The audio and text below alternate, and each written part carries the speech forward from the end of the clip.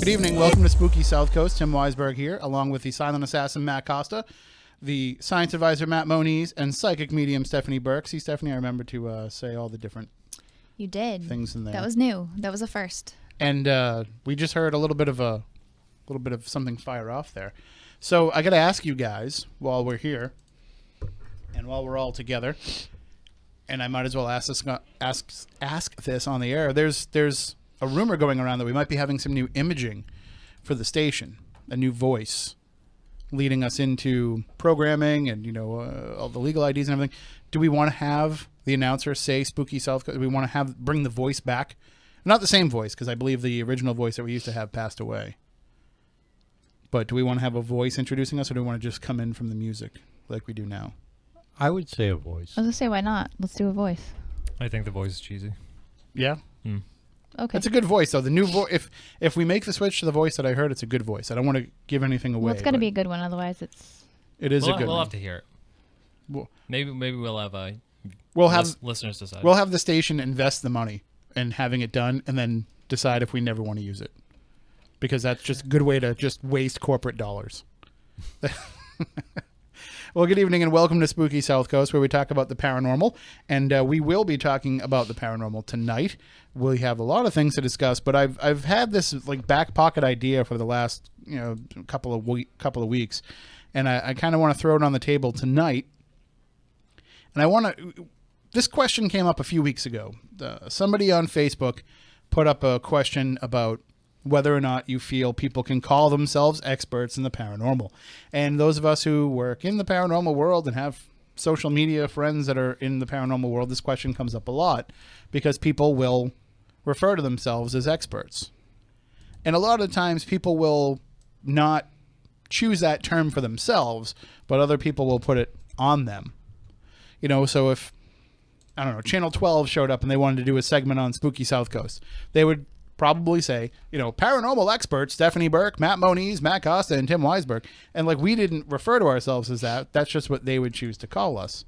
And already people would listen to that. People, quote unquote, in the community would listen to that and say, oh, look at these guys trying to push themselves as experts in the paranormal.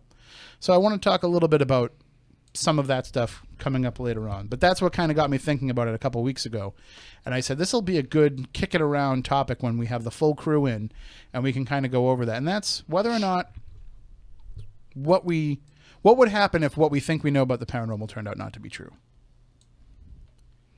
All the things that we think that we know. And Stephanie, I'm going to take your abilities into this as well, too. Are you? We're going to get into all of that with the discussion. And I'm just throwing it out on the table right now that when we talk about this later, I'm not saying that anything that we talk about is wrong. I'm not saying that anything that we believe now is wrong. I'm just throwing out the possibility. So we'll get into all that coming up. But we do want to just catch up a little bit with everybody because we haven't had the full crew here for a while. Stephanie, I know you just got back from a tropical destination. I did. How was that? It was great. You were so worried last week about getting on a boat, getting on a ship. Well, it was my first time on a cruise ship. And what did I tell you? It's like a big floating hotel. If you stay in the middle, you can kind of convince yourself that you're not on a boat until boat things happen. Until boat things happen. And boat things inevitably happen. I think I was okay until I went to the top decks, and that's where I could really feel it. So I had to stay as low as possible at that point. Did the muster freak you out on the first day? No, I expected it. But that's the part where it really starts to sink in to me. Oh, wait a minute, we're kind of trapped here. If there's a fire, we're screwed. You know what? I got really claustrophobic on elevators because people just cram themselves into the point where you're so smashed in, it's not even funny. Oh, yeah. And I forgot another time that I got really claustrophobic. I can't remember now. I ate at the buffet most of the time, so I always took the stairs if I could because I had so much to work off. Well, the buffet was on the 11th deck, so... So you didn't go up there? I went once. Wow. I didn't really have a whole lot of time. I was busy the entire time. Well, you have to eat, though. Well, we had a scheduled dinner every night, and when I got off the ship, I would eat lunch, so it... Oh, no, I did not eat off the ship. I think you've been on longer cruises, though. That's true. So this one was 4 days. Both one I was on was 7 days. Yeah, so I only had 4 days, so I did try my hand at eating at Senor Frog's.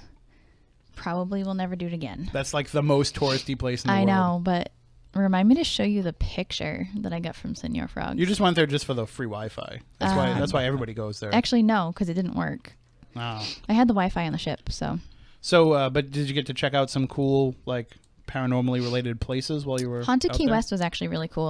I'm interested in spending more time there for sure. I got to meet Robert the doll. Mm-hmm. That was a weird experience. Did you take a picture? No, I'm not stupid. Well, you can. You just have to ask permission first. No, I'm good. Thanks. We should know by now that anytime I acquaint myself with any type of weird haunted object, it just likes me anyways. Did you pick up vibes from Robert? It was definitely a weird vibe for sure. It gave me an instant headache, and anytime something gives me an instant headache, I know to just stay away from it. So I didn't bother to try to tap in or feel anything. I have a little bit of a pet theory on Robert the doll, and that is, I think a lot of the story that is out there about Robert could be just legend. Just could be urban legend, but people have put so much stock in that story that they put that energy into the doll. We did. I completely agree with you, and I would think the same thing, but we went on a tour, and the tour guide was telling us the story. He actually brought us to the house that they had lived in, mm-hmm. and that Robert was kept in, and we got to go inside, and they were telling us the story of how, like, locals that have been around, you know, in that time, it, like, actually said, no, like, he used to carry this doll everywhere. Like, it was a weird bond. It was a weird experience, and all the stories that were attached to it. It's just too much in order to brush aside or kind of explain away. So, right. But there's aspects of the story where I'm like, I think part of this is overinflated. But the ones that they were telling us were not. Like, I can tell you that. I'm talking about, like, these After Effects stories of people that go there and visit the doll and come back and, you know, say, God, I'm so sorry. Like, I think a lot of that is there's an entire... It gets into people's minds. Oh, I completely agree with you. There were a few people that went and deliberately disrespected the doll on purpose just because they thought it was going to be funny, and then claimed, like, all these bad things were happening to them the next day. Like... My opinion, don't do it. Don't be a jerk. Did the TWC guys tell you that there was supposed to be an episode in Key West? No, you told me that. Right, there was supposed to be an episode. Things didn't work out, right. But they wanted to focus on Robert the doll, but I wanted them to focus on the mystery of Bum Fardo.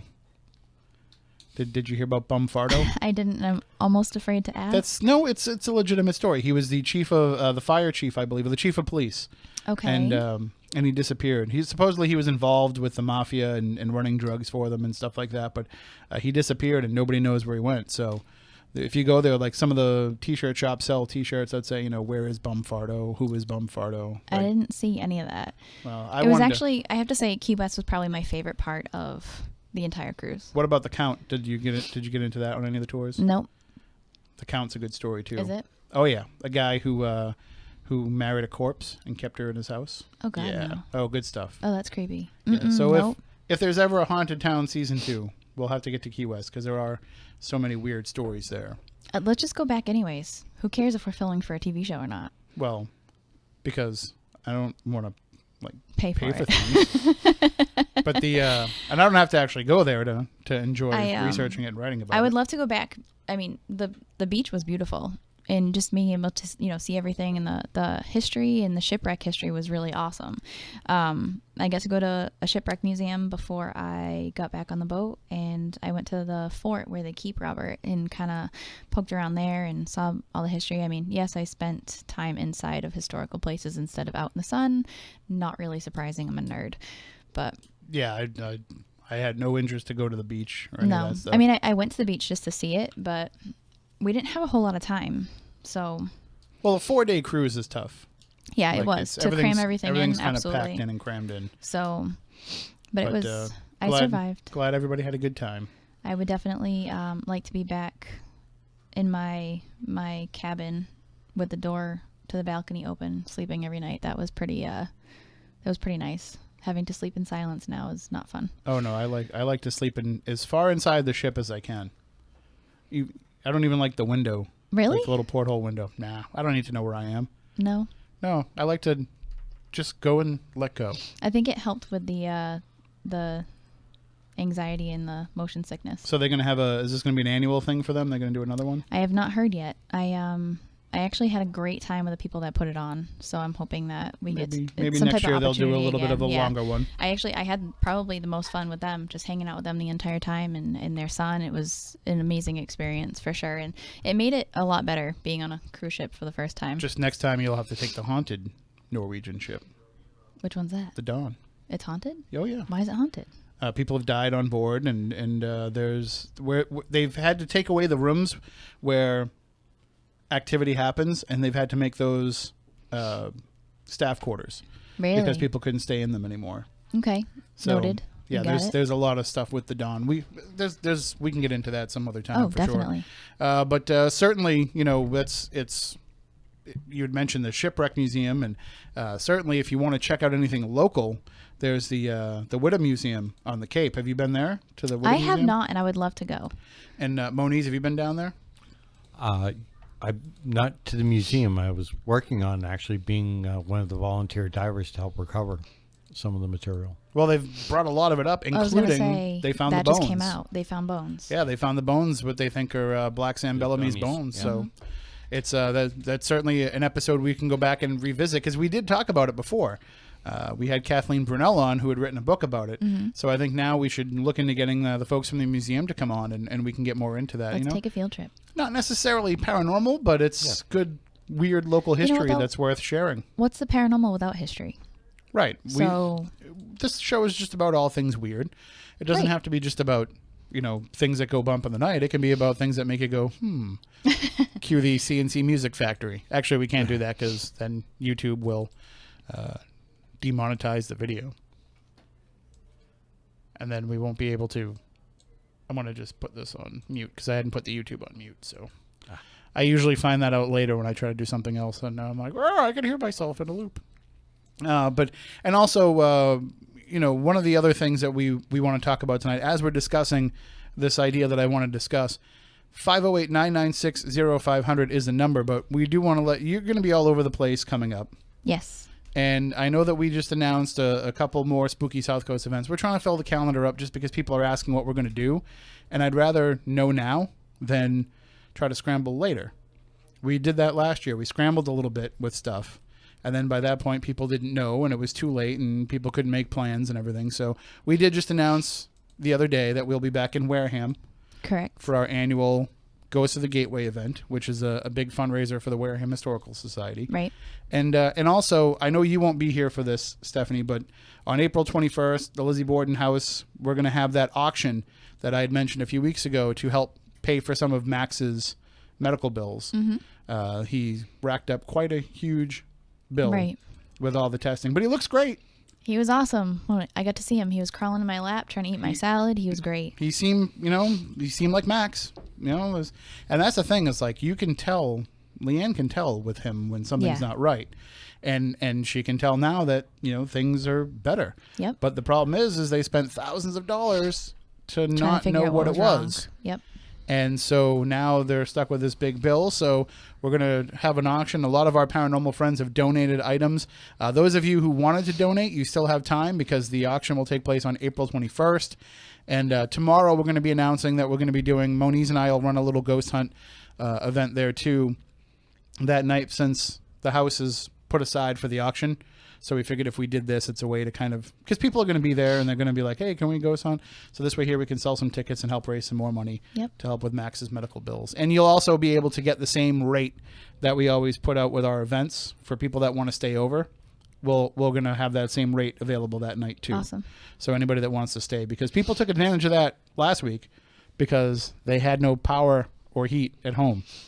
They're like, hey, I could go home and sit in the dark, or I could stay here, and and it was actually funny. And the rate that we get is actually better than if you try to go to a hotel, especially where the hotel will jack up the prices, knowing that people will come and stay because they don't have heat or electricity. Mm-hmm. So we will we'll have all those details. I'll try and get them out tomorrow, just so that we can start planning that. I got to figure out how we're going to do the auction. That's the challenge. We're thinking we're going to stream it on Spooky TV so that people across the country. Leanne already said, Matt, that we can log into the good internet over there. The good internet. we can hardwire it if we need to, and we will be able to put all the items that are out there for bid. We'll have them on a table, and we'll have a camera so that we can show you the items. I mean, not everything is something that you have to see. Like one of the items is a reading from Chip Coffee. Right. So, you don't need to see that, but we'll have it. And then people can bid. And we had talked a little bit about it, Stephanie, you and I, about, people will be able to bid in the chat room. And then the winning bid, we will immediately reach out to them. Right. And you immediately, if you're the winning bid, you have to call us at the house and, tell us that you're the winning bid, and you will have X amount of time to put the money through via PayPal. Okay. Or else the item will go back out to bid for people. Because, we want to make sure that we get this stuff going and that we get this money raised for Max, and we don't want people to be screwing around with us. So we think that's probably the most fair way to do it. Because originally the plan was just to have the people come to much you looking to raise? To the house. Well, as much as possible. Yeah, there's I was going to say, is there a number? Anything that there is a number, and it's very high. So whether or not we'll actually reach that number is in question, but every bit helps. If for some reason we do get over the number of money, we have talked about putting it aside for future care for Max in case whatever this is comes back. But one of the other things that was discussed is also making a donation to the animal shelter in Max's name. Because as you know, Lizzie Borden left money to perpetually fund that shelter, but they could always use more. So, I don't mean to be negative, but it might be hard to reach the number that we have to reach anyway. But in case we do, it's possible. Unless Lizzie's ghost helps us with the auction. Put it this way. I don't want to talk the numbers because, Leanne hasn't publicly put it out there yet. I know she mentioned it to everybody last week in the house, but could have bought a car and a good car. I was going to say, I can buy a car for $500. You might have been able to buy a very good used car. So something that's at least 4 zeros in it. How many zeros are in? No, there's 3 zeros. Okay. But it's very, very close to needing a fourth. Yeah, okay. So, it's a lot of money. So we're going to try and do our best to help raise some of that up. So we'll have some pretty awesome items. I know one of the items that's already arrived at the house because, we're having everything sent directly to the Lizzie Borden house so that everybody knows that that's where it's going and that's what it's going for. Mm-hmm. And also so that I don't forget anything. I could say send it here and then I'll forget something and, we're short an auction item. But one of the items, if you've seen the latest season of Kindred Spirits, you've seen Adam and Amy walk around with the headphone microphone unit that they use. Yep. So, and those are made exclusively by some friends of ours down in New Jersey. So they donated a pair. So we will have that for auction. And we'll see if we can get Amy and Adam to sign the box or something too. I think if Amy's around, I think she'll probably come and take part in this. Mm-hmm. I know that Nick Roth has mentioned wanting to come down and take part in this. And anybody else that's local, that's in the area that wants to come by, we'll welcome them too. But in terms of inviting the general public, we thought that maybe coinciding this with an event there will help keep that so that we just don't have all kinds of people trying to show up and just come in and be part of this. So anyway, we'll have details. I'll talk to Leanne tomorrow. We'll have details about that coming out tomorrow. But don't hesitate if you want to help. You can always just call up and tell Leanne, hey, I want to make a donation to help with Max's medical bills. You don't even have to wait for the auction if you don't want to. I'm sure she would be able to work that out with you as well. Jeff Campbell just said that 12 tickets to his tour are ours for the donation. Wow. Yeah. That's awesome. That's awesome. Thank you, Jeff. That is outstanding.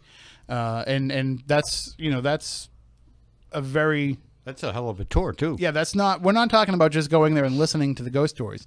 That's very hands-on. Yeah. That's actually Jeff is awesome. Looking and investigating. So thank you very much, Jeff. And so we will definitely have a full list of all the items well before, and we'll have how they do those auction previews where they put up a website where you can look and see what all those items are. We'll do something similar to that. Okay. I don't know how technically savvy we can make it, but we'll at least have a photo gallery on Facebook or something where we can show you all the different items that we will have. I know I came home with a couple bags full of items from the TWC guys. Excellent. So those guys are awesome as well. there's lots of goodies in there. There's hats. There's T-shirts. Oh, the hats! The hats are highly sought after. I've heard sweatshirts, signed pictures, some different goodies in there, stuff that you can't get anywhere else. So I get to look through it. It's in my suitcase. That's pretty awesome. So we got that. We get a lot. And I know that John Zaffis already sent a signed book. Yep. I'm trying to think of who else had already sent things that I was aware of. But there's more stuff coming. You know, everybody, when I put out the email and I said, you know, we need people to send items for us to auction off, everybody wanted to send something. Right. So we're just going to collect. And again, if you're, you know, one of the people that agreed to make a donation, or maybe you're somebody out there that wants to donate something, that has something that you think that there's a gentleman who makes some equipment that lives in Carver. Yep. Who said he wants to donate some of the stuff that he makes. I just got to work it out with him to pick that up. So, you know, maybe you have something that you think would be a good auction item. Just let me know. Tim@SpookySouthCoast.com. We were just trying to come up with something that would help. We just wanted to do anything to help because Max has been a part of Lizzie Borden since forever. And we've all had Max in our lives for, 10 years now? 11 years. So anything to help the poor guy because he's 18. Yeah, he's getting up there. So, and the house isn't the same without him. But the star of the show that night, we're going to have to get Max on the camera while we're doing the auction. You might want to bring a lot of cat treats. I think he'll make an appearance. He's usually pretty good about, you know, coming once, saying hi to everybody, and then taking off. And then maybe if we can... He was super friendly with me last time. One of the things that I want to do, too, and hopefully Leanne isn't listening, but one of the things I want to do is I want to try and get something made. Remember the problem that we were having last Saturday when we were there? Which problem? I don't want to talk about it on the air. Okay. But you know the thing that he couldn't do that he always used to do? Yes. Okay. I want to see if we can have something created to help with that, and then just gift it to him that day. Let me check a couple websites because they already might make it.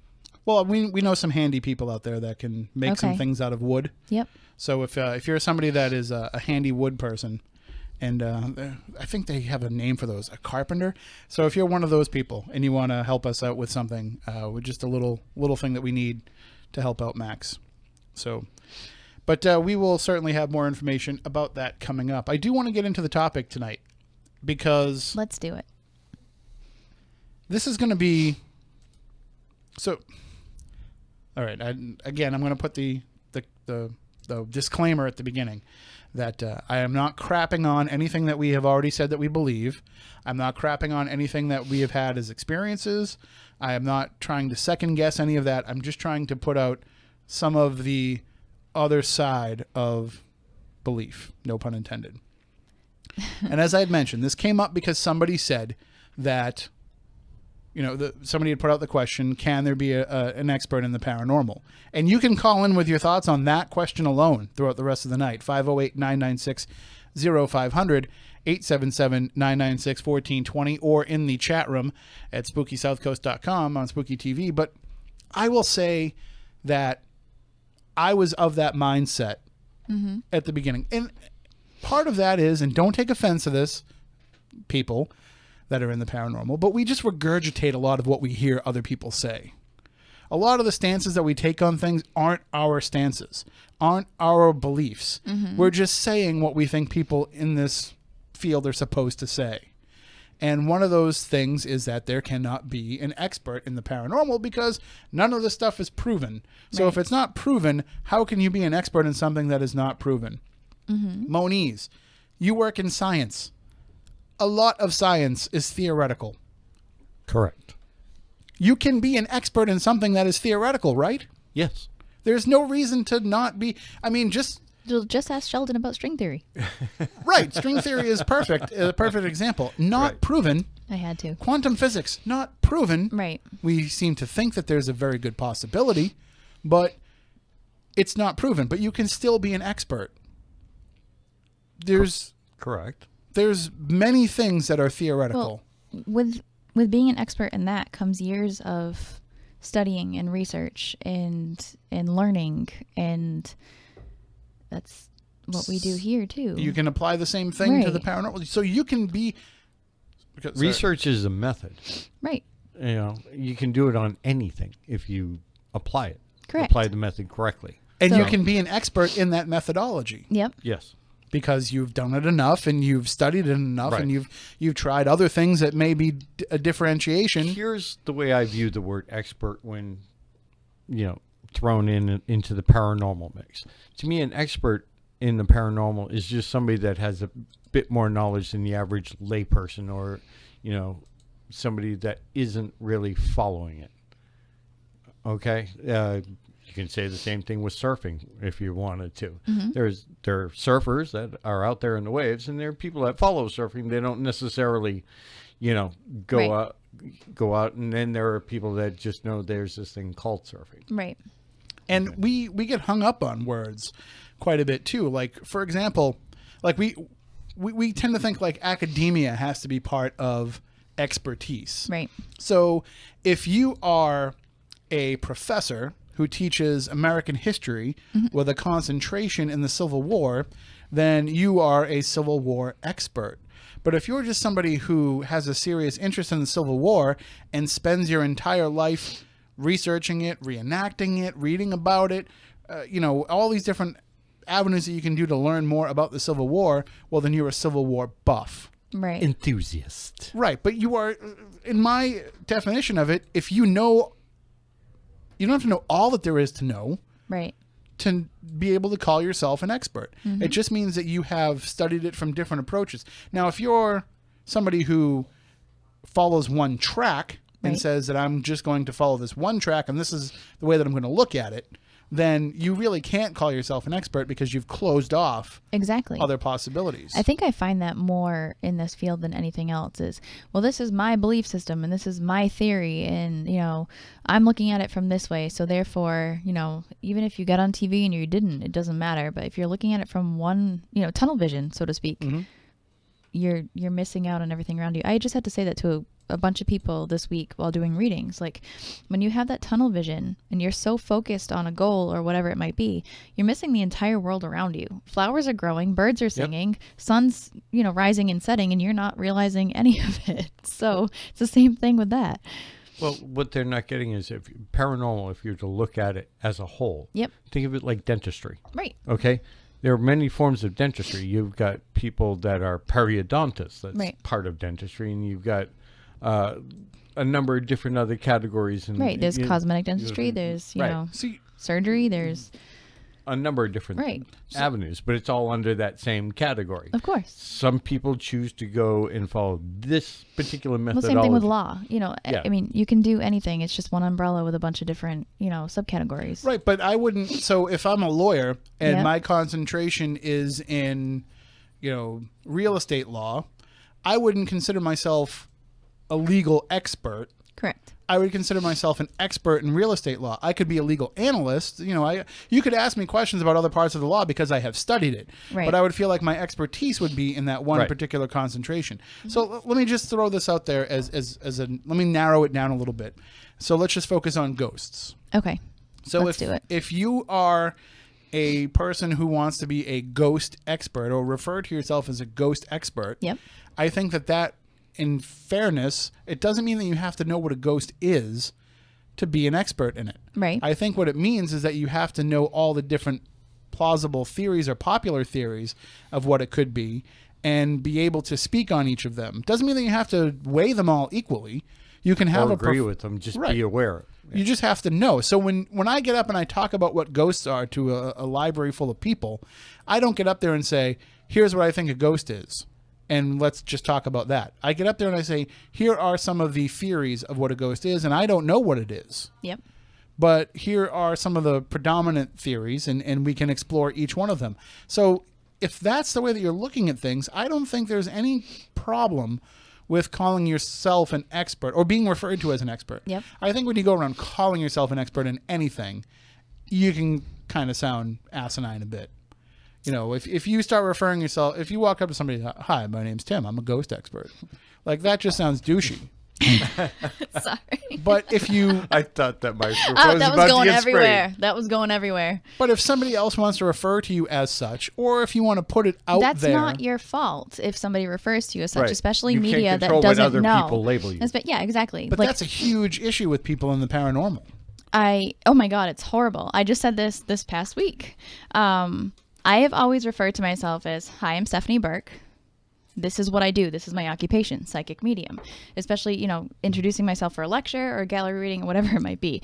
I don't walk up to people and say, hi, I'm psychic medium Stephanie Burke. I don't label my social media like at psychic medium Stephanie Burke. I think that's stupid. And people that do that are trying to prove something to the world because they don't necessarily have the talent to stand behind them. Self-promotion. Yeah, it's just gross. Yeah. I mean, But I can kind of take a step back and see where there's some. Anybody that's ever done it, I can see where there's some need for it. If you have the same name as somebody else, that and you want to find a way to differentiate Didn't you yourself have on that social issue when media. you first started a social media? Stop it. Tim haunts me with that all the time. Listen, It's we just still don't bad. have proof that Stephanie Burke is not that Stephanie Burke. You guys are terrible We people. don't- You know that? We don't know when the lights go down. What, you thought we'd forget? I was really hoping and really regretting telling you people. But you know what? I don't even think it was me that told you. I think it was Costa that told you. Yeah. Yeah, I don't even want to know how. Yeah, we he's found not it. so No. silent sometimes. No, because is he? I walked into the TV station that night and it was everywhere. So I didn't even find it myself. But I actually think the website's down now, so we're good. But there is a need, I think, in some cases, to differentiate yourself. Like, if you are, if you have the same name as somebody else that's pretty well known, then you might need to let people know what the difference is between you and them. I can tell you I haven't come across that problem yet, and I think that everybody Because- that labels themselves like that is kind of douchey. Because, all right, so my name's Tim Weisberg, and there's another guy who is a musician who's named Tim Weisberg. Yeah. And if he wanted to use as his Twitter handle at Tim Weisberg Music, I don't see a problem with that. Okay, but would you label it at Ghost Expert Tim Weisberg? No, because I wouldn't. I'm already Tim Weisberg. I No, made but sure I I'm took saying that first. if you didn't, is that what you would write? If would you? If the purpose of my social media was to just be focused on that, Yeah. I would probably do at Tim Weisberg Paranormal or at Paranormal Tim or something along those lines. If I don't know. if it was just for that purpose. Yeah. But my social media is from multiple different things that I do. Right. And I think being a well-rounded person is awesome. This is who you are and this is what you do, and that's what it should be. You should be branding yourself as yourself, not one aspect of what you do. But that's the other part of this all is what if you're not branding yourself? What if you're not doing this to draw any kind of attention to yourself? You're just doing it to have that presence. Not everybody that's involved in this is trying to make themselves into a business entity or a. I know. But there are some who aren't. There are some who are just there's people who are involved in this that don't actually go out and investigate or aren't Yes. involved or anything, that are just enthusiasts about it. So if they wanted to, look at anybody that's a fan of a TV show that look at you met some of them this week, some of the TWC fans. They might have their Twitter handles might be at Ghost Stephanie or at Ghost Matt. It doesn't mean that that's all that they are. It just means that that's kind of what they're putting themselves out there for, as being the thing that they're most interested in. That's how they're identifying themselves. So I don't think that it's necessarily a bad thing if somebody does that. It's another thing if you are fully branding yourself as that. No, that's what I'm saying. That brand. I just had a question in my chat room from Gina asking, how do you go for a presence but not draw attention to yourself? Well, but that's the point of You want to wanting a draw attention presence. to yourself, but you want it to be the right attention. You want it to be for the right reasons. You want people to follow you for you and your personality and your interests and what you have going on, not necessarily because you do one thing and you might do it, completely mediocre, not so much great. Well, all right. So I hate to put somebody on the spot, but Matt Costa just walked back into the room. So we kind of got to catch him up on this a little bit. But Matt, Okay, let's do it. You're somebody who you have an active social media presence. Okay. But you're not out there looking to promote yourself as something. Right. You're just out there to kind of interact with the people that and Yeah, whatever. It's just something that's kind of fun. Yeah. So then, what is that? It just fun, just having an outlet to put out some thoughts that you have to maybe make some people laugh or make some people think. Yeah, it's kind of like if you find something funny or interesting or something that's kind of like a hot topic, you want to know other people's opinions. You want to share it with other people. And you want to be able to find other people's opinions too. Like, right. You could be just as silent on social media as you are in on the show as a silent assassin, but you can just go and watch and engage and learn and observe without actually having to be. That's I guess that's something else. I mean, you could take something and kind of throw it out there and see how people react to it. Because see, like, I have a social media presence because of the work that I do. And because, like, when I write a story, I want to get that story out there in front of eyeballs. And when I have information, I want to share that information.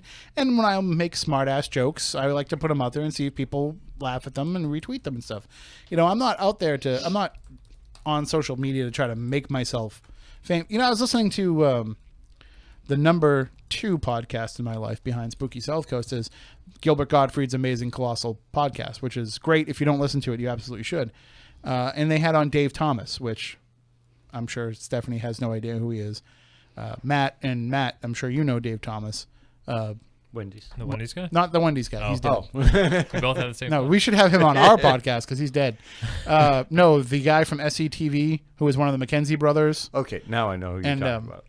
And he was talking about how when he was trying to break into the business, like, he wasn't really trying to break into the business. He was just trying to do something creative, and he would just be very adamant about doing things, and he would be relentless, and that just led to more and more opportunities for him. But he was never out there trying to promote himself. He was out there just trying to do things. And I think that there's a lot of people that happens to, where you just do what it is that you do, and then every once in a while somebody says, hey, I saw you on YouTube and I want to see how you would do on this television show, or I happened to read something that you wrote online and I'd like to talk to you about helping us with some research. And those kind of things can happen, and it lends credibility to what it is that you do, but it's not taking over who you are. Exactly. And that's my issue with everything, is don't let something take over your persona, your personality, your everything. You are who you are. Step out and be true to who you are, and then everything that you do will follow. Amen. And I think that's how it should be. You shouldn't brand yourself as something else or someone else. I really can't comment on the whole social media thing. I'm still using a Netscape account from. Yeah, you are. We're not going to go there. It's a problem. You try to send Moniz something, and it's like, sorry, this email address has a 1 megabyte limit for receiving.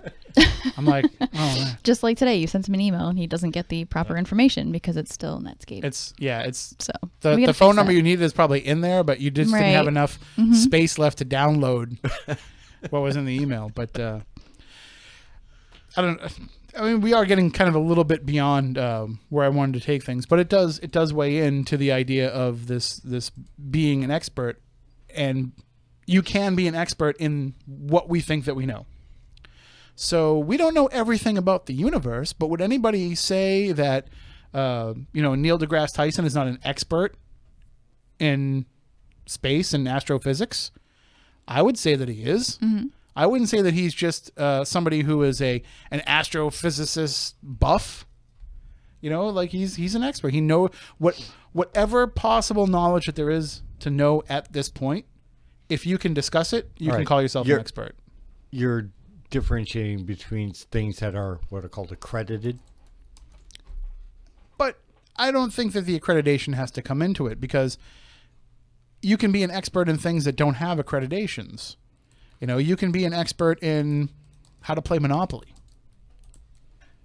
And if somebody is the greatest Monopoly player that I know, I would introduce them to people like, this is my buddy Moniz. He's a Monopoly expert. You got to see what he can do. It's amazing. It doesn't mean that. And by the way, what was the thing that I read about Monopoly the other day that blew my mind? What's up? Oh. Silence. I forget what it was, but I read something about Monopoly, and it's like, a lot of people don't know this, but the whole point of Monopoly is this. And then I was like, whoa, because I hate Monopoly. Well, doesn't everybody? Yeah, I don't know. No, people love it. I don't. I can't forever. stand it.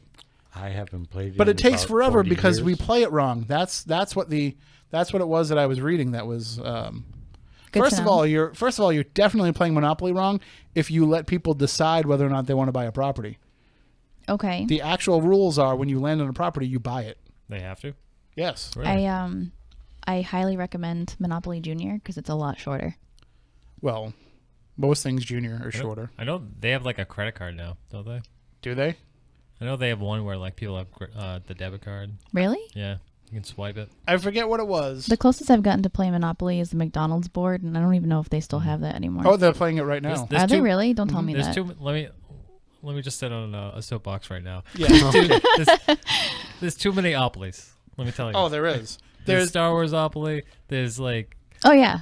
every Yeah, for town sure. has an Opoly. Yep. There's like Red Sox Opoly. I think there's a Harry Potter Enough of one the now Oblis. too. That's my Larry David rant. So the what you're saying is there's no monopoly on Monopoly. Right. My goodness. Are you looking it up right I'm now? actually looking up what it was about Monopoly that is supposed to be. Well, we figured it out. You play wrong. Yeah. It shouldn't be long and obnoxious, but it is. I feel like the free parking spot was always a debate. Well, this is what the point is. It's kind of like what I was saying. Whenever you land on an unknown property, you may buy that property from the bank at its printed price. You receive the title deed card showing ownership, place it face up in front of you. If you do not wish to buy the property, the banker sells it at auction to the highest bidder. The buyer pays the bank the amount of the bid in cash and receives the title deed card for that property. Any player, including the one who declined the option to buy it at the printed price, may bid. Bidding may start at any price. That's what it was.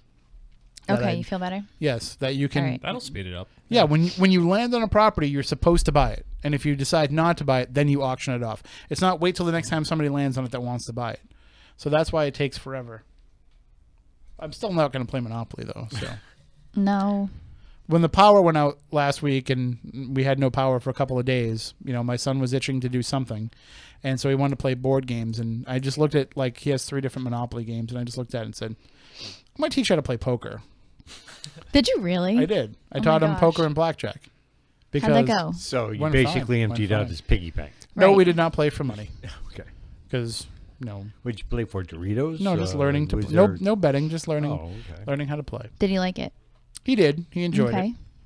it. The only problem is I only had I had this set of novelty playing cards that my Right, aunt so got me they're at tiny. the treasury. Yeah, so they were small. So I'm like, these are so hard to play with, but we need full size deck, which I'm sure there was one somewhere in the house, but It was dark. There was and no cold. lights on, so I couldn't find them. How long did it take you to get your power back? It went on 5 minutes before I pulled into my driveway coming back from really? Lizzie Borden, so 3:30 in the morning. That's awesome. I pulled into the driveway and all the lights in the house were on and the television. And that was the first time, by the way, that the power has ever gone out when the TV was on, that the TV came back on when the power came out. That never happens. Well, it's You- a new TV, right? Still, you always have to press the button to turn the TV on again. Right. I have no idea why it just turned on. So the theory was floated to me by a coworker that maybe it's because we had just come back from Lizzie Borden's and, it was something ghostly. But I think there's a more rational explanation. I think the dog was on the couch and sat on the remote. Okay. That's way more plausible to me Maybe anyway. Ruby just needed something to listen to. I don't know. She's always on It's- that couch when I get home. So there you go. We are going to take a break. When we come back on the other side, I do want to get into some of this, the idea of what if what we think we know is wrong. Now that we've established that we can be experts in it, let's totally turn that upside down and say we don't know anything about what we're talking about. Then we're There a we true go. expert. Right. That is true. And we are definitely experts in not knowing as much as we think that we know. That's our expertise. So we'll be back with more Spooky South Coast coming up in just a few moments.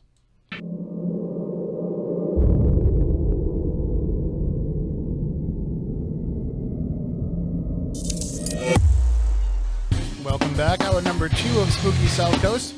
Tim Weisberg here, along with the silent assassin Matt Costa, science advisor Matt Moniz, and now I'm afraid to say it because you're like, oh, if you brand yourself as that, it's douchey. Yeah, but you're doing it. I'm not doing it. So it's All right. different. Well, the undouchey psychic medium Stephanie Burke. Thanks. Yeah, we'll keep trying to introduce you as that because you just need a nickname like everybody else has one. Well, we've been saying this now for how many years? I don't know. It's been too 5? long. Been too 5 long years? for me. I've been in and out of consciousness all day, and I think I'm losing my grip on it now. Yeah. As it is, my stomach dropped during the news break. If I run out of here, don't take offense. It's got nothing to do with you guys. I don't know how that makes me feel. I don't know what's wrong with. I got to stop working like 13, 14-hour days. Well, I feel you. I've been burning the candle at both ends, especially this week. So I need to get out of this building for some hours because I'm here so much, and yep. and as you guys can smell, it doesn't stay pleasant at night. That's the most paranormal thing that we have to deal with. Out of we go up against ghosts and demons and UFOs and all that kind of stuff, but there's nothing more paranormal than whatever that smell is that comes from the 99 that we just can't figure out. Is it the 99? It is Okay. because it only happens when they're busy. Yeah, that's gross. I can tell you that it smells like that inside if you sit near the bathrooms. Well, that's the thing is I'm not sure if it's the bathroom or the kitchen or if it's the grease trap. Because Matt can attest to this. Grease traps can have that same septic-y smell to them. Ugh. So it could. Gross. Not that you've ever been knee deep in a grease trap or anything. Nope. But it's something. Anyway, the folks listening don't want to know about that. No. But nope. I'm just explaining if I run out of here. It's nothing personal. I was proud of myself because I never got sick all through the winter. Yep. And now I don't know what it is. Something's like punching me in the stomach. So we'll get through it. So we are talking tonight about what that was all just affectation there.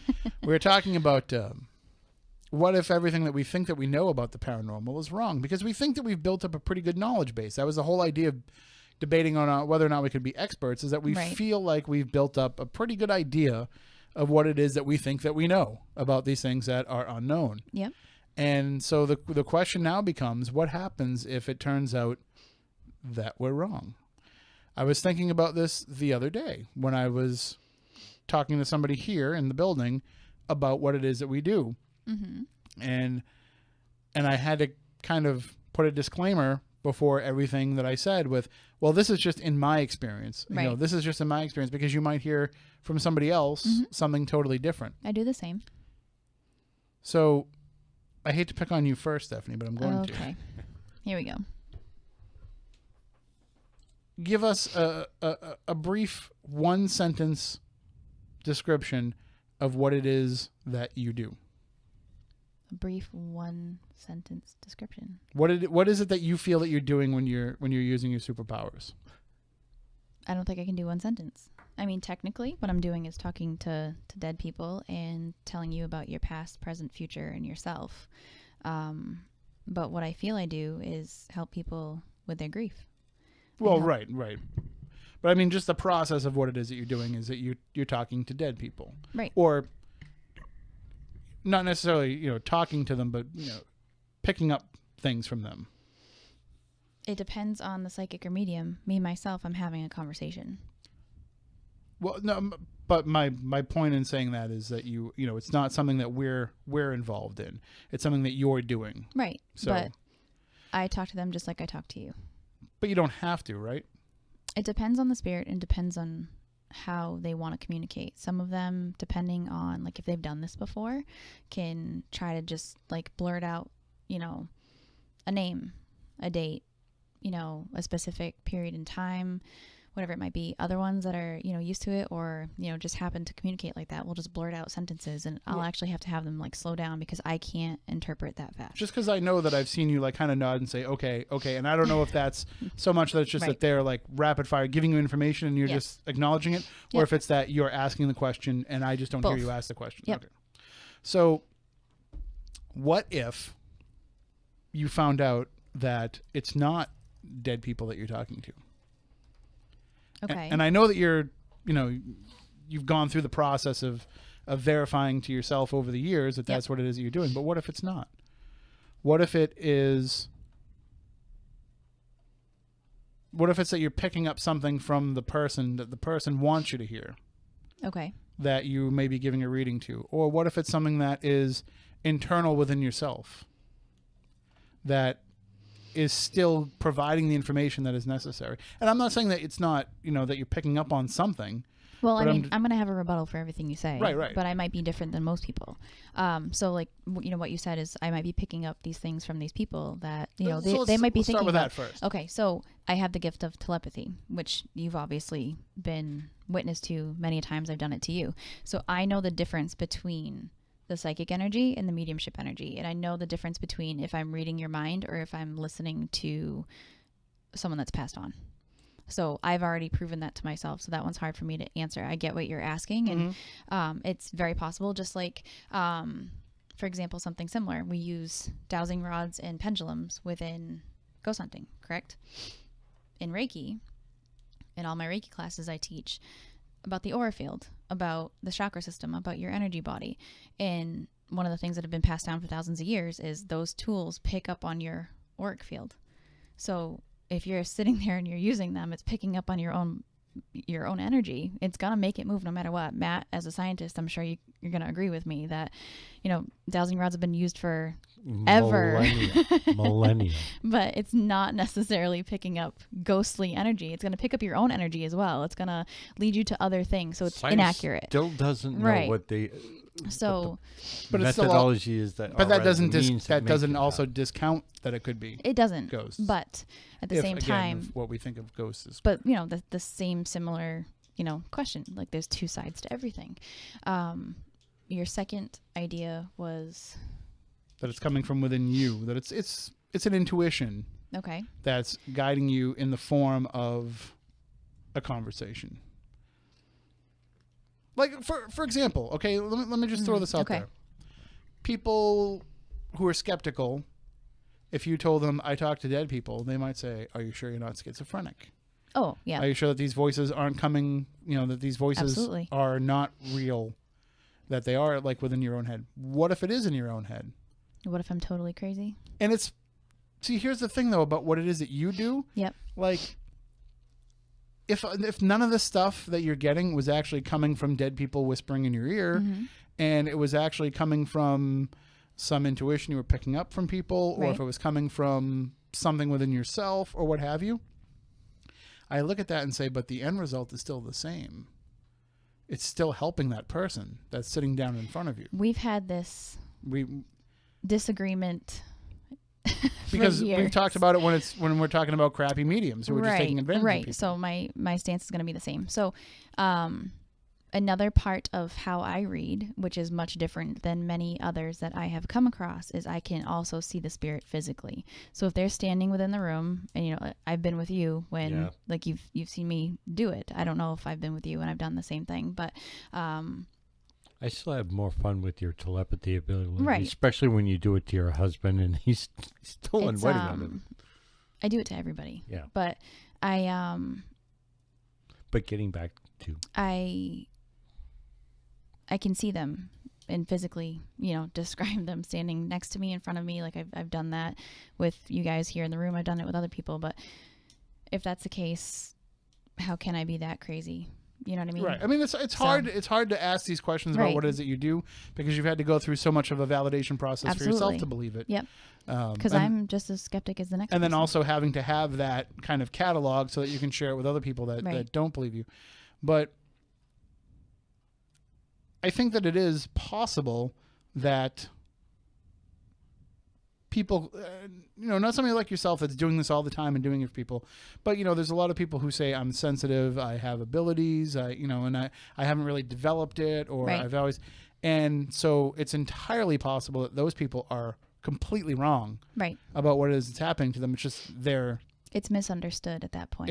And they're looking for something that they can equate it to. Right. So, I mean, that's a large part of why I try to teach as much as I do, because I want people to get in touch with intuition first, learn what intuition is, learn what your gut feeling is, and then moving on to mediumship. And I tell everybody all the time that everybody's psychic. Everybody has that gut feeling. What you develop it to, like you might have You might hit your ceiling, you might hit your threshold, and that's as far as you can go. That's as far as you're meant to go. I don't know. I'm not the one that controls that. But mediumship is a whole other creature. And every medium is psychic, but not every psychic is a medium. So when it comes to that and it comes to that energy, I start everybody off really slow to try to figure out what it is that you're good at and what abilities that you might hold yourself. And I try to explain that to them as they're going through this in order to help them understand what it is, because you might think you have an ability that you do not. Like I tell people all the time, psychometry. Psychometry is part of psychic phenomena.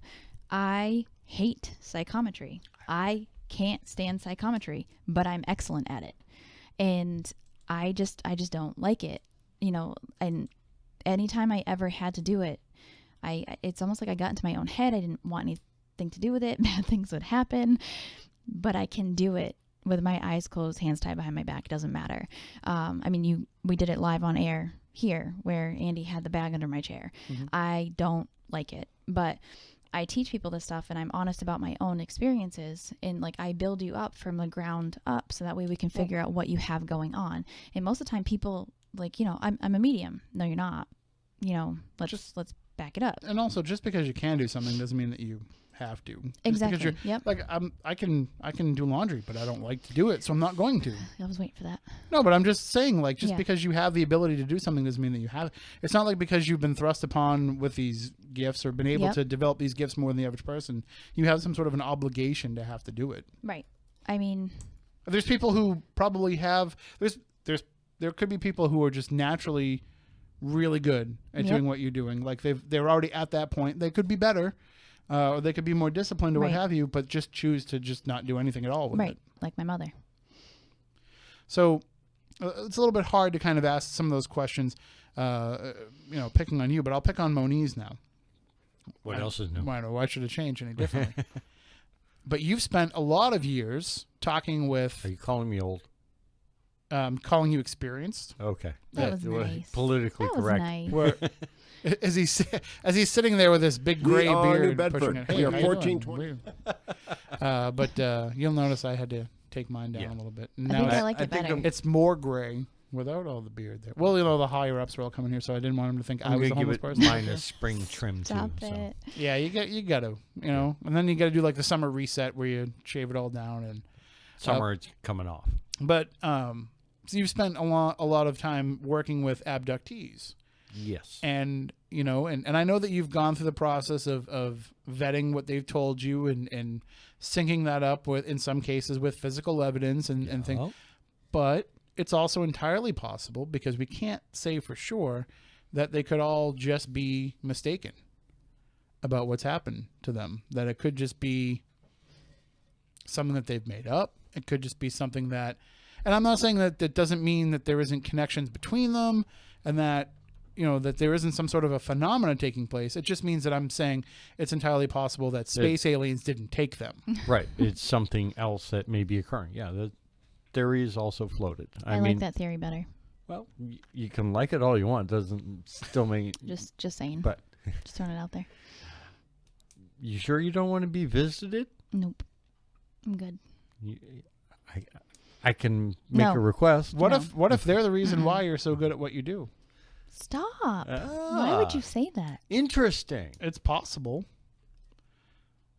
Maybe you've been touched they're not by them. Spirits. Yeah. You're a horrible friend. Because you're truly rotten to the core. Not to go back to you on this either, Stephanie, but let's pick on you anyway. I mean, you can't be 1,000% sure that the people that you're talking to are the actual ghosts of the people that you're talking, or the actual spirits of the people that you're talking to. Nor can I be certain that they're aliens and not necessarily spirits. No, but I can absolutely say I've had experiences with both, and I can definitely tell the difference. So have I. And there's a distinct difference. It's very different. There's no absolutes in this either. No, there's not. But when you see two different things and they feel two different ways and they have two different energies, obviously it's an apple and an orange. They don't match. I don't know, though. I mean, they're both highly strange. They're both highly strange. That's a common denominator. You That's still about keep it. that percentage out there. You can't even be 100% certain on. There's certain things you can be certain of. I know when I go to Burger King, I know that burger was not a Wendy's burger, you know? But in some ways, and that just made me feel sicker. Stop it. But, you know, there's certain things. That whole Dave Thomas thing coming back. Right? But you kind of have to Yeah, have P.S. some. I know who Dave Thomas is, by the way, you jerks. Both of them? Yeah. Okay. No, you only know the Wendy's Dave Thomas. All right. You Continue don't know with the your other Dave cheeseburgers. Thomas. What, all right. Continue with your cheeseburgers and aliens. I want to know how they Because she relate. knows I'm going to start quizzing her on SCTV characters. And I don't want to go there. But You quiz me every week. Count Floyd was always going to. The when it comes to what it is that's behind this all, like you can't be 100% certain of what it is. Does that change the phenomena of what's taking place at all? I don't think that it does. I think if you're saying anytime these people, you have the Heisenberg principle, observation changes it just by the act of observing. no, but even so, like if it turns out, say for example, not to get all Fox Mulder on you, but if it's not aliens that are abducting these people, say it's the government, say they're running some sort of lab abductions that go on, experimentation on the human psyche, but does that change the fact that people are having these weird connections with each other when they're not in the all these things that you've told us about over the years? It still has a weirdness factor to it, even if the root cause of it is changed. Never mind my own experiences when it's happening to other people, because my experience is not unique. Far from it. There's far more people that are making these connections and abduction experiences, meeting other people and then meeting them elsewhere. And, that number one takes it out of the, psychological aspect of things. It's two people sharing the same psychological thing. Well, that's even far more astounding and statistically unlikely than aliens. But I'll go with that. Okay. That happens often. But so do abductions. And how many stars are out there and things like that. But it's what are we going to accept? That's you're saying that we can only assume that it says because this is what we've labeled it so far, right? Right. Okay. That it could be something else.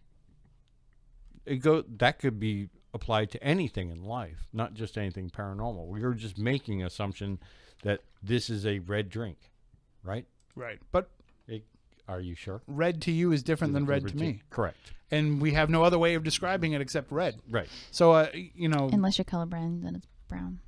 But still, like, that is your red. Yep. So you don't know what red is. Like, Right. there's. But someone told you it was red. Right. Right. So there's no. See, the kind of the point of this that I'm getting to with a lot of this is that I'm saying that we've reached the point where we have gotten to the point where we have to say some of this stuff has to be true. Right. Like, it can't be wrong. So we're trying to find the ways of looking at where it can be wrong, but we can't because we've already gotten to the point where we can. But we're also I don't at want the to say point prove. of regurgitation. Right, Like we were just talking about. But this is regurgitation within our own experience, though, too. It could be, yeah. Like. But it's also with what everybody else says. Society says. Like, someone told us that color was red. But why is it red? Well, I'm talking in terms of the paranormal side of things. Like we've done enough to kind of prove this to ourselves to the point where, there's no. I don't want to say that you can't question it, but in some cases you really can't. Mm-hmm. In some cases you have to say this is the only conclusion that I'm Right. left with. So. The old dog comes razor. But at the same time, like, I can say that it's entirely plausible when I do what I do when it comes to investigating, because obviously it's different than what you do, Stephanie. But if, I can say that it's entirely possible that I am talking to myself in the dark, that I am, Okay, what about when we're all sharing the same experience? We've all been in haunted places Right. and had something happen. We all were witness to it. We all may view it a little different or heard things a little different, but we all experienced it. But there is also the possibility that we are all influenced by each other as well. We like to think that we're above that. When objects go flying, that's pretty much it's an indication that. Let me put out a good example, okay? This is a question that came up because last week we were at Lizzie Borden's house, and what happens every time we go to Lizzie Borden's house? Somebody has their legs lifted, Right. Yeah. and somebody will take a photo of it or a video and put it out on social media, and immediately people will come out and attack it and be like, "Well, that doesn't mean anything. That doesn't show anything." Right. But when you're there and you're seeing it happen and you realize the circumstances around it and the fact that nobody can keep their legs out like that for all that time, you start to realize, like, no, there's. Yeah. I mean, hell, it happened to myself, and I didn't believe in it at all. But is it possible that it is not really happening? I mean, we have to really kind of break it down and say, is it possible? First factor is there's a huge level of the power of suggestion. Right. Because we tell Absolutely. them the story about what happens to other people. And so the people that lay down on that bed, for the most part, are laying on that bed with the hope or maybe even the expectation that it's going to happen to them. How about like that experiment that you did with the tank down at the Military History Museum? Oh, I don't want to talk about that. No. Okay. No, I don't want to talk about that there. Not right now. Okay. But that is certainly along the lines of what we're talking about. I don't think I've revealed that yet. No. Which I mean, is- I know, but Right. That's why I don't want to talk about it yet. Okay. Because we it's- can. Let's just say that's still an ongoing experiment. Right. Okay.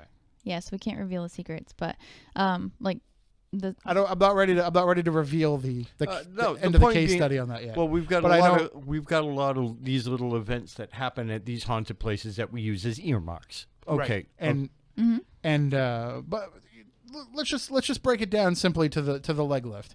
So they know that it's going to happen. But Moniz, you laid down on that bed knowing the story, Yeah. and you went into it with no expectation of it happening, One way or another. and you were not influenced by that story No. and what happened, and you didn't have it happen. Correct. Stephanie, you But I still I didn't have my legs lifted, but I swear to God, I felt little feet running around me on the bed. So and right. So you that I something, felt that I definitely felt, and I was the only one on the bed. but you didn't feel anything grab your legs and lift it up. No. And Stephanie, you had that experience, but you also did not lay there Right. expecting it to happen. No, I was kind of expecting to prove you wrong. Also because you would be picking up on other Right. things Yep. that weren't happening. But I also kind of mixed it with what I do too. You know, like communicating. Like, okay, you know, if you are here, you know, kind of doing my own thing, and I wasn't expecting anything to come out of it. I just thought there's no way. I think I remember even asking you questions like, you know, is the floor slanted? You know, what's going on? And nobody can come up with any other explanation. And that's, you know, as it was happening last week, that's one of the things that I talked about is that I've spent years trying to figure out what else it could Right. possibly be. And instead, what ends up happening is each time, instead of getting closer to figuring out what else it could be, there's a curveball that's Right. thrown. But so and I'll get into that curveball in a minute, but in just that relative small experiment of will my legs be lifted or not be lifted, so people can go into there expecting it to happen, and that can influence them in having it happen. They can also be completely convinced that it's crap, and therefore it won't happen, and it still may happen to them. But as we're sitting around there, I'm thinking to myself, could it be that we've put it into their minds that it will? Could it be that the collective energy of everybody in the room wants it to happen, so somehow it's all You're of putting power us to it. somehow making it happen? Tulparing it. And could it exactly? Could it be, or even not even to that extent? Could it just be, you know, some sort of telekinetic ability, where Collective conscious. I was going to say, telekinesis. you know, you can relate that to people and the power of prayer and like positive, you know, energy there and have been different things like scientific that. studies where they have shown that prayer or meditation on Right. particular things will affect things. We have more power than we think we do. So well, I mean, there's been people who claim that, you know, when a storm has been coming, they collectively all can will it to miss the coast and stay offshore. Right. You know, so if people feel like they can collectively put out that much power to move an entire storm, Yep. then 6 or 7 people in a room can probably put out enough collective power to lift make something somebody's legs happen. up in the Right. air. So then the question becomes, if that's the case, if it is us doing that, Yep. then that person is still perceiving it as there's hands wrapped around my ankle, there's hands holding up my foot. You know, it's not just a matter of like we're pushing it with our minds Right. and the legs go up. There's still that physical sensation to it. So it becomes harder and harder as there's these little aspects to it for me to say that it could be anything but that. Because even if it is some sort of weird, say there's some sort of weird gravity field there that's causing it to happen. Well, then the minute you lay down and you put your legs out, shouldn't that gravity field affect your legs? It shouldn't be a gradual thing that happens slowly and then a thing that decreases slowly. It shouldn't be something that only happens for certain people and not for other people, unless we're going to get into real like microbiology and say that there might be certain higher levels of, you know, maybe minerals floating around somebody's body that's affected by that electromagnetic. But still, like, that's harder to think about and harder to put out there than saying something might just be grabbing their legs and holding their legs up in the air. Right. That's what happened last week that was different, that I've never seen happen before. Bless you. Thank you. Is so Krista, who is she's come to some of our events before, and she's a listener to the program, and her dad's a listener to the program. They've come to events together before, and so she is somebody who is I'd say she's a pretty good investigator in terms of, you know, looking at things rationally, and she's not just going into this expecting to have something paranormal happen. And I don't want to give out too much information about her family, but her father is, you know, in law enforcement, so they're very rational thinking people. And she's laying there on the bed, and she was laying with Cameron, who they're both laying there, and they were both open to the possibility that it was going to happen, Right. but not expecting anything to happen. And as they laid there on the bed, first her legs went up, and then Cameron's went up a few moments later, both for a significant amount of time, way longer than they should have been able to hold out with their legs. But a weird thing happened that I've never seen happen before, where all of a sudden Krista's legs start vibrating, and like her feet and her legs are like really like vibrating, like shaking. And I was wondering if, like, is that from the strain of holding your legs out? Of course. That maybe that's what's causing it to happen. But she wasn't straining in any way. Like, it's not that hard. You can grab somebody's leg and you can tell if you feel a tension in their muscle. I mean, it's kind of weird to say, hey, I'm going to grab your leg right now in Yes, the dark. it is. But you can Super feel the creepy. leg, and you can see if there's tension there, and you can feel if there's tension there, if somebody holding that out. But when it's relaxed and it's still just shaking, then you got to think that it could be an outside influence. And what was weird is that the bed itself was shaking. And it's hard to describe in words, but there's a difference that you can feel when somebody is shaking and making the bed shake, and when the bed is shaking and making somebody shake. Right. You get what I'm saying? Yeah. And everybody in the room went over and put their hands on the bed and could tell that this isn't you shaking the bed. This is the bed shaking you. And it was strange because I've never seen that happen. And it was shaking like you would feel. How can I describe this? So if somebody's two people are laying on a bed next to each other, side by side, legs over the side, not over the, you know, the foot of the bed, but over the side of the bed. And if the legs are shaking, if somebody is shaking the bed, the shaking should be more prominent around that person. Right. Moniz might have a better physics way of explaining it, but you know, that's the point of origin of where this motion is supposed to be coming from. You're talking the transference of vibration. It should be stronger where it's originating from, Correct. and dissipate out as you get away from that person. As a general rule, yeah, depending upon material and resonant frequencies. The strength of this vibration was away from the two people. The strength of the vibration was on the opposite side of the bed, where if you put your hand on that, where that was, you could feel that that's where the strength of the vibration was coming from, and it was kind of just, you know, kind of petering out toward where they were. but then it would get stronger around her feet, not around her legs, but around her feet, which were floating out off to the side of the bed. I can't figure out in my mind how it would be stronger away from the people. Mm-hmm. I mean, unless the bed had a mechanism in which it would vibrate, Right. but it's not. There's nothing about the bed that would make it vibrate, and it wasn't anything on the floor because nothing on the floor was vibrating. The end table next to the bed wasn't vibrating. Nothing else was shaking, and I say vibrating, but I'm talking like a strong, pulsation. Yep. And it just, I had nothing that I could explain it with. I wish you had been there, Moniz, just to kind of come up with other ways that we could have tried to figure it out, but I'm sure you would have just been scratching your head too. This was last Saturday, right? At that point, when you're dealing with the fact that it's happening away from the people,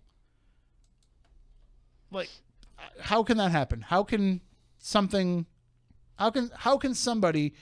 make something happen, make a physical motion like that happen, stronger away from them? It's almost like I'd almost call it ventriloquism of motion. Huh. It's an interesting way to put it. Interesting term. Yeah. Like instead of throwing your voice, you're throwing kinetic energy somehow. Right.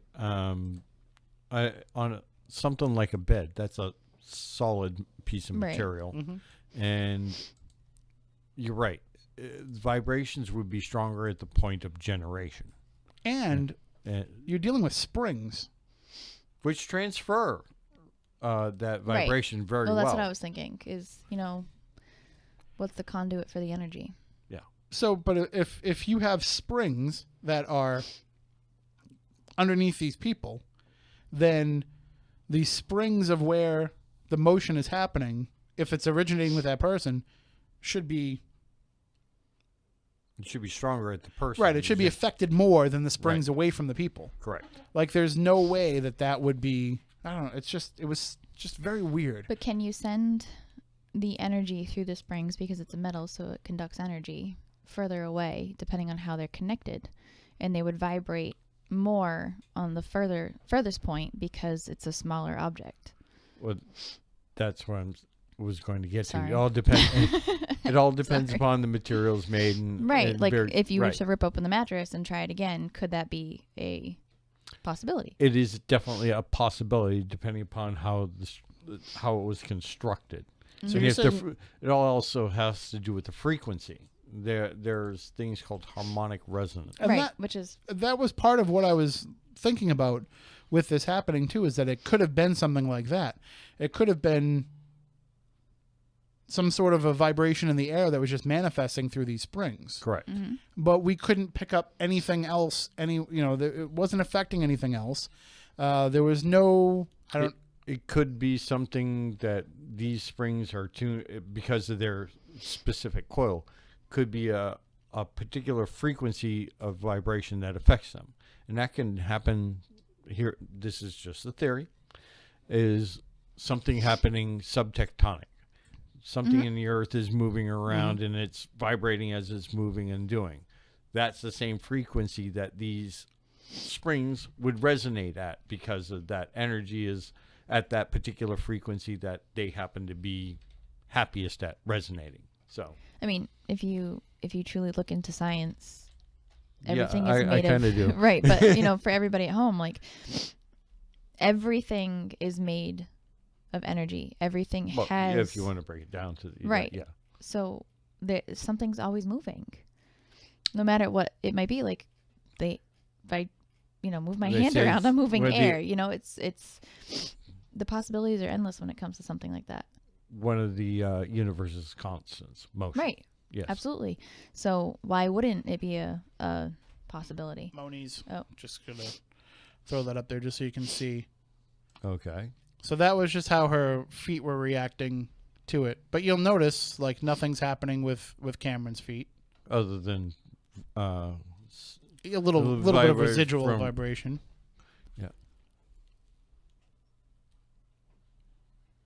And That this is is interesting. and it actually got stronger after the video. This is only like a little. She just wanted her friend to record it so that she could see it later for herself. Okay. Usually, when people hold their extremities out, you can only do it for a certain amount of time before the body starts to Right. go what's known as acidosis. Yep. And that is the onset of, the muscles starting to fail.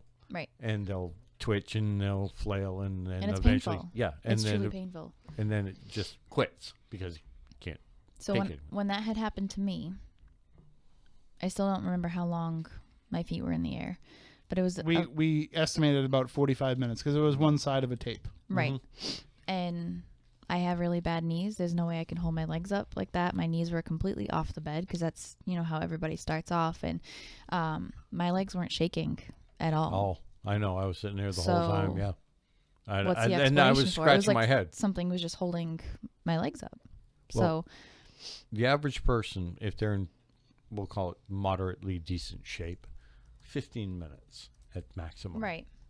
15 Well, minutes. I mean, you got to be probably better than moderate shape to hold it out for that I'm long. being generous. Because like I'm Athletic at best. Yeah. You example, understand what I'm saying. Yeah. I'm not in the best shape myself. Okay, I'll admit that. But when I hold out a tape recorder at in a media scrum, in the Patriots locker room, whatever, I'm holding on a tape recorder. I can get maybe a good 2 or 3 minutes before I got to put my arm down.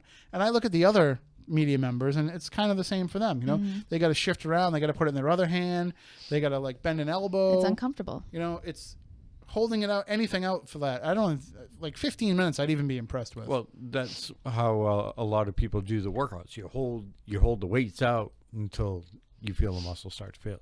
Curl it, do it back again. And I would think too, that motion that happened, she's probably well into 20 minutes with her legs out like that. Mm-hmm. So my first thought was, well, that's just because she's holding her legs out, and it's, she's starting acidosis. Yeah. Right. But it wasn't the case at all, and she spent longer with it doing that than she did with it not doing that. So it was certainly, it was one of the weirder times that we've had it happen. I don't know if anybody else tried the leg lift that night. I didn't stay in the room because we had other things going on in other places. Yep. But that was definitely one of the most strangest experiences that I've seen with that. And like I said, it's different every time. It's never just a matter of telling somebody this is going to happen, and then you can just get up and walk away. Well, I mean, it's like a giant case study. We've been taking people there for about 10 years now and running the exact same experiment over and over again. So it's always different. Does it happen to a specific type of person? No. Does it happen to someone with abilities like me always? No. So I really kind of wish it would not happen. why? Because the more that it keeps happening, the more that it just drives me crazy that we can't figure out what it is. I'm sorry. Maybe we will someday. I know, but it's like, oh. And it's like, why does it have to be that?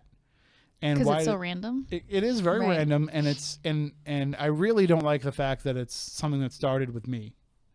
That's what really bothers me the most about it. Because I don't want to know. He's just busy showing Okay. donuts. Food? Okay. Yeah, because Oh. it's not a Spooky South Coast episode without Yeah, Spooky Snack Coast. Yeah. Uh, No Swedish fish. so No. the thing that was on Fun 107 yesterday, did you see that? No. Sunrise has a sweetbread donut filled with rice pudding. Oh, yeah? That Yeah. sounds Oh, that's horrible. disgusting. I was Yeah, just No, like that sounds straight up awesome. I gross. saw that and I was like, I don't know. They're Who would buy that? they're a WBSM What am I? sponsor. What am I missing? I think- Is rice pudding really that good? Oh yes. Is Oh, I that love just in rice time for pudding. Easter? I don't know. Oh no, I'm. There's I'm, plenty of other things you can put in a donut. I'm aside dying from to rice try pudding. one. I'm gonna ask Casey to bring us Nope. a dozen of them on Monday. I don't know. I don't know how I feel about There's this. a lot of things you can put in donut. I'll tell you one thing that you shouldn't put in a donut: lemon. That's like disgusting. lemon Cut the No, crap with the why? lemon That, donuts. you know what? That explains a lot. Yeah, I'm sure it does. Go ahead, argue it. It's also can't. it's also gotten to the point too, by the way, where I've had to start accepting jelly donuts. Really? Yes, Because because those are pretty gross too. usually that's the only donut that's left when I get to the donuts here. Like the other day, somebody brought in Dunkin' Donuts yesterday, and Okay, by the time I found out there were Dunkin' Donuts here, all that got was the left yucky was ones. one jelly donut. that's gross. And as I'm eating it, I'm like, well, this isn't that bad. And then I'm like, wait a minute, I've conditioned myself to like jelly donuts. That's gross. Speaking of Bob and Doug McKenzie, by the way, They love jelly donuts. I was just showing Krispy Kreme filled with Nutella. I'm not a big Nutella fan. You know, I've never had a Krispy Kreme donut. They're actually pretty good, So I've especially heard. fresh right out. Oh yeah. I don't need donuts in my life. Well, you know, you don't have Nobody to. needs them, but yeah. I'm just gonna pretend they don't exist. So we got a dozen donut. Well, it's a baker's dozen, so 13 donuts that they were selling at Walmart in a box, and they were just glazed donuts, and it said right on it like heat these up for 90 seconds in the microwave. I was like, oh yeah, like Krispy Kreme. And so it is a totally different experience when you eat a donut warm. Have you ever had a warm donut? No. So get a glazed donut from wherever you prefer Okay. to get a donut from, and put it in the microwave for like a minute, All right. and then eat it. It's totally different. Really? Oh yeah. Okay. She's I'll think right. about it. It's definitely not spooky South Coast without talking Spooky about Snack food. Coast. Yeah. Yep. Sorry, Matt. I will. Do you need that What's that? now? Do you need that link now? Oh no, for Okay. later. Okay, I will. I think we might have to because it's on her Facebook, so we might have to like download it and then give it to you. But we'll try and put that video into the show so people can see it. So now all I'm thinking about is donuts, and surprisingly, I don't feel ill Your stomach thinking hasn't about that, dropped yeah. any further. Gotcha. But no, lemon does not belong in donuts. I don't No, know it why doesn't. I don't know why that even happens. I still disagree. The absolute worst, by the way, is when you think it's a Boston cream and then you bite into it and it's a lemon. Like, no. That's like your biggest complaint Stop. in this life. And we've discussed that over and over It again. is. You just constantly get tricked by it. Stop. See, that's why I guess I'm lucky. I'm good either way. Like, have you ever had a Bavarian cream donut? Yes. No, but I'm really not a huge fan of Bavarian cream. All right. Well, I mean, Like, basically it's just a Boston cream, but it's powdered instead of chocolate covered.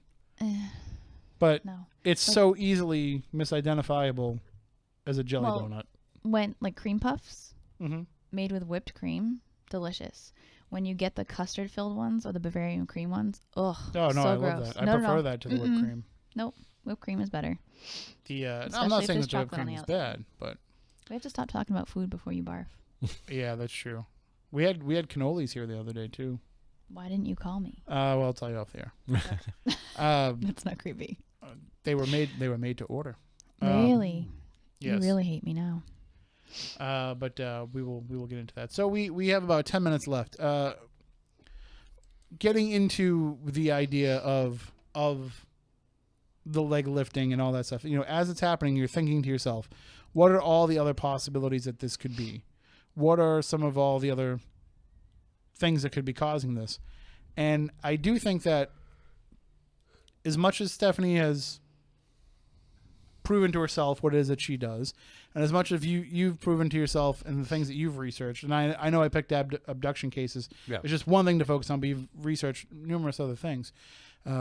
There's still always going to be enough of a question, enough of a possibility that we're not 1,000% absolutely certain Of course. of what it is that we're thinking, but it doesn't mean that we can't feel like we have it figured out. It doesn't mean that we can't feel like we have it at least as an accepted fact of what it is that we're doing. And there's so much that we can take as accepted fact on what it is that we're doing. I think a lot of people jump to the accepted fact a little faster than they need to, but the only thing I guess I'll add to that is you should never stop learning. When you stop learning, you stop growing, and never just feel like you've arrived at your conclusion or arrived at your location or whatever it might be, or your level of whatever you're trying to do. That's like saying somebody has solved it like beyond, that's like coming up with a final solution. Yeah, I think that but I think a people- lot of people do. I think people are way too quick to take some things for granted too, and to kind of just accept something as being that and moving on from there. It's like they jump right to the next thing. Like, okay, now that I figured this out, let me figure this out. And they have very specific ways of investigating or very specific ways of doing things or trying to capture evidence. It's like, just try something different, Try to learn from someone different. And TV has played a huge part in that. It absolutely has. And watching, and it's not just TV now too. It's like watching other people investigate. Yep.